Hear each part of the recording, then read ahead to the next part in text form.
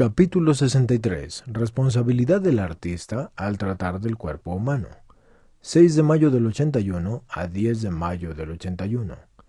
En el Sermón de la Montaña, Cristo pronunció las palabras a las cuales hemos dedicado una larga serie de reflexiones. Al explicar a sus oyentes el significado propio del mandamiento no adulterarás, Cristo se expresa así: pero yo les digo que todo aquel que mire a una mujer deseándola ya adulteró con ella en su corazón. Mateo 5:28. Parece que estas palabras se refieren también a los amplios ámbitos de la cultura humana y sobre todo a los de la actividad artística de los que ya se ha tratado últimamente en el curso de algunos encuentros de los miércoles. Hoy nos conviene dedicar la parte final de estas reflexiones al problema de la relación entre el etos de la imagen o de la descripción y el etos de la visión y de la escucha y de la lectura o de otras formas de recepción cognoscitiva con las cuales se encuentra el contenido de la obra de arte o de la audiovisión entendida en el sentido lato. Y aquí volvemos una vez más al problema señalado ya anteriormente. Sí, y en qué medida el cuerpo humano en toda la visible verdad de su masculinidad y feminidad puede ser un tema de la obra del arte y por esto mismo un tema de esa específica comunicación social a la que tal obra está destinada. Esta pregunta se refiere todavía más a la cultura contemporánea de las masas, ligada a las técnicas audiovisuales. ¿Puede acaso el cuerpo humano ser este modelo y este tema, dado que nosotros sabemos que con esto está unida y esta objetividad que no tiene opción y que antes nosotros hemos llamado anonimato y que parece comportar una grave potencial amenaza de toda la esfera de los significados que es propia del cuerpo del hombre y de la mujer a causa del carácter personal del sujeto humano y del carácter de la comunión y de las relaciones interpersonales? Se puede añadir ahora que las expresiones pornografía y pornovisión, a pesar de su antigua etimología, han aparecido relativamente tarde en el lenguaje. La terminología tradicional latina se servía del vocablo obscaena, indicando de este modo todo lo que no debía ponerse ante los ojos de los espectadores y lo que debía de estar rodeado de discreción conveniente, lo que no podía presentarse a la mirada humana sin ninguna opción. Al plantear la pregunta precedente nos damos cuenta de que, de facto, en el curso de las épocas enteras de la cultura humana y de la actividad artística, el cuerpo humano ha sido y es un modelo de tema, tal de las obras de las artes visivas, así como toda la esfera del amor entre el hombre y la mujer, y unido con él hasta el donarse recíproco de la masculinidad y feminidad con su expresión corpórea, y esto ha sido y es y será tema de la narrativa literaria. Esta narración también halló su lugar en la Biblia y sobre todo en el texto del Cantar de los Cantares, del que nos convendrá ocuparnos en otras circunstancias. Más aún, es necesario constatar que en la historia de la literatura y del arte, o también del arte, porque aquí aplica el y o, en la historia de la cultura humana, este tema aparece con una particular frecuencia y resulta particularmente importante, y de hecho se refiere a un problema que es grande e importante en sí mismo. Lo hemos manifestado desde el comienzo de nuestras reflexiones, siguiendo las huellas de los textos bíblicos que nos revelan la dimensión justa de este problema, es decir, la dignidad del hombre en su corporeidad masculina y femenina y el significado esponsalicio de la feminidad y masculinidad grabado en toda la estructura interior y al mismo tiempo es visible de la persona humana.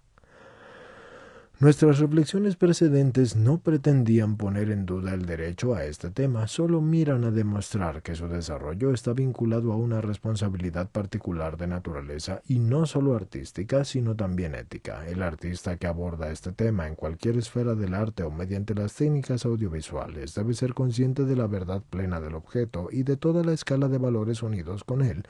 y no solo debe tenerlos en cuenta en un abstracto, sino también vivirlos él mismo correctamente. Esto corresponde de la misma manera a ese principio de la pureza del corazón que en determinados casos es necesario transferir desde la esfera existencial de las actitudes y comportamientos a la esfera intencional de la creación o reproducción artísticas. Parece que el proceso de esta creación tiende no solo a la objetivación y en cierto sentido a una nueva materialización del modelo, sino al mismo tiempo a expresar en esta objetivación lo que puede llamarse la idea creativa del artista, en la cual se manifiesta precisamente su mundo interior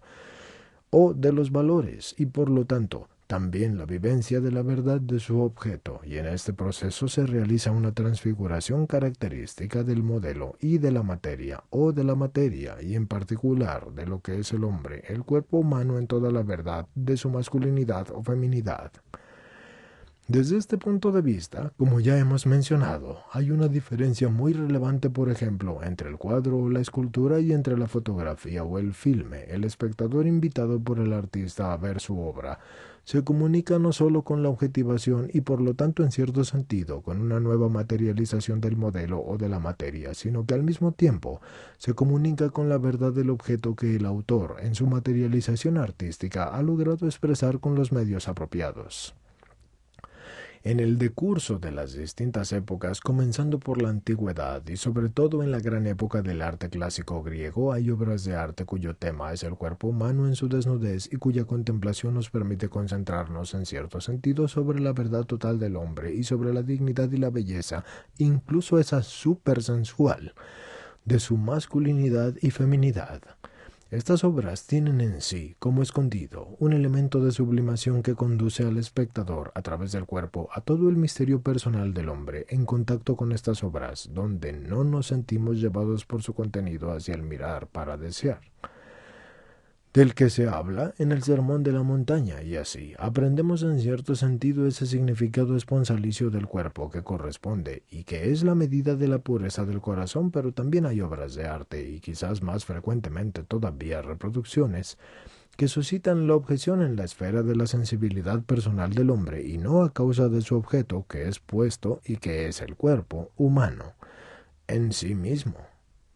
y que tiene siempre su dignidad inalienable, sino más bien a causa de la calidad o del modo de su reproducción y de su figuración y de su representación artística, y sobre ese modo y esa calidad pueden decidir los varios coeficientes de la obra o de la reproducción, así como también múltiples circunstancias frecuentemente de naturaleza técnica y no artística.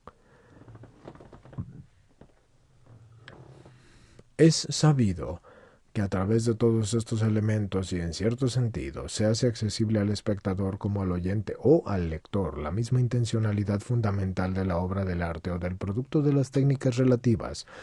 Si nuestra sensibilidad personal reacciona con una objeción y desaprobación, es así porque en esa intencionalidad fundamental, juntamente con la objetivación del hombre y de su cuerpo, descubrimos indispensable para la obra de arte o su reproducción su actual reducción al rango de objeto u objeto de gozo, que está destinado a la satisfacción de la concupiscencia misma, y esto está en contra de la dignidad del hombre y también en el orden intencional del arte y de la reproducción, y por analogía es necesario aplicar lo mismo a los varios campos de la actividad artística según la respectiva especificación, como también a las diversas técnicas audiovisuales. En la encíclica Humanae Vitae de Pablo VI, número 22, se subraya la necesidad de crear un clima favorable a la educación de la castidad, y con esto intenta afirmar que el vivir el cuerpo humano en toda la verdad de su masculinidad y feminidad debe corresponder a la dignidad de este cuerpo y a su significado al construir la comunión de las personas. Se puede decir que esta es una de las dimensiones fundamentales de la cultura humana, entendida como afirmación que ennoblece todo lo que es humano, y por esto hemos dedicado esta breve exposición al problema que, en síntesis, podría ser llamado el etos de la imagen. Se trata de la imagen que sirve para una singular visibilización del hombre y que es necesario comprender en el sentido más o menos directo. La imagen esculpida o pintada visiblemente expresa al hombre y lo expresa visiblemente de otro modo la representación teatral o el espectáculo del ballet, y de otro modo el filme y también la obra literaria, y a su manera tienden a suscitar imágenes interiores, sirviéndose así de las riquezas de la fantasía y de la memoria humanas, y por tanto lo que aquí hemos llamado el etos de la imagen no puede ser considerado abstrayéndolo del componente correlativo, porque sería necesario llamar el etos de la visión, y entre uno y el otro, que es componente, se contiene todo el proceso de la comunicación. Independientemente de la amplitud de los círculos que se describen, esta comunicación, en la cual, en este caso, siempre será social. La creación del clima favorable a la educación de la castidad contiene estos dos componentes y se refiere, por decirlo así, a un recíproco círculo que hay entre la imagen y la visión, y entre el etos de la imagen y el etos de la visión, y como la creación de la imagen, en el amplio sentido y diferenciado del término, que impone al autor y artista o reproductor no sólo la estética, sino también la ética. Así pues, el mirar, que es entendido según la misma amplia analogía, impone las obligaciones a aquel que es el receptor de la obra. La auténtica y responsable actividad artística tiende a superar el anonimato del cuerpo humano como un objeto que no tiene opción, buscando, como ya lo hemos dicho antes, a través del esfuerzo creativo, una expresión artística tal de la verdad sobre el hombre en su corporeidad femenina y masculina, que por así decirlo se asigne como una tarea al espectador y en un radio más amplio a cada uno de los receptores de la obra, y a su vez depende de él, si es que decide realizar el propio esfuerzo para acercarse a esa verdad,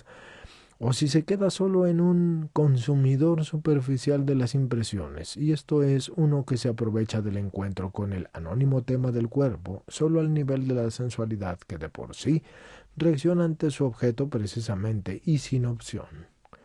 Terminamos aquí este importante capítulo de nuestras reflexiones sobre la teología del cuerpo humano, que es el punto de partida, en donde han sido las palabras pronunciadas por Cristo en el Sermón de la Montaña, las palabras válidas para el hombre de todos los tiempos,